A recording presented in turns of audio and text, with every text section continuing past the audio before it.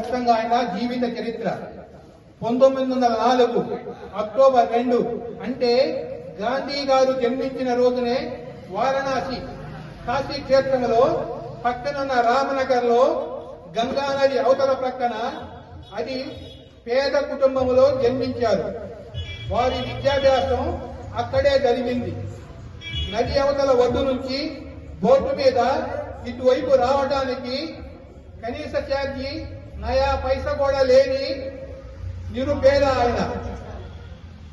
ఎవరిని అడగలేక నది అవతల ఒడ్డు నుంచి యువతల ఒడ్డుకి వచ్చి ఈదుకుంటూ వచ్చి స్కూల్కి వెళ్లేవారు.